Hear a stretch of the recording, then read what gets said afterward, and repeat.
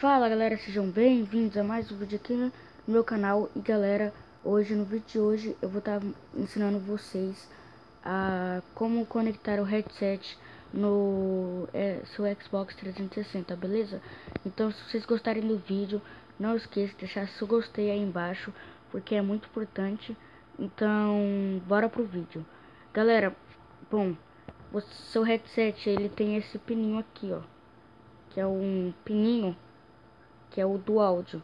E eu tô usando aqui no meu celular do microfone para me gravar vídeo para vocês. Então vamos lá.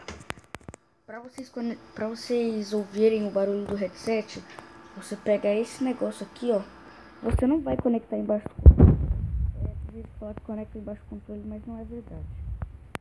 A verdade é que você tem que vir aqui atrás da sua televisão. E eu vou puxar ela aqui rapidinho. Epa. E aí, você vai ter um buraquinho. Eu não tô conseguindo mostrar por causa da iluminação. Eu consegui aqui uma iluminação pra mostrar pra vocês. E galera, olha aqui, ó. Tem essas duas entradinhas. Tem essa daqui de baixo e tem essa daqui de cima. O fone, que é pra você escutar o som do jogo, você tem que encaixar aqui embaixo. Tem que encaixar aqui embaixo. E o daqui de cima, ó. Eita.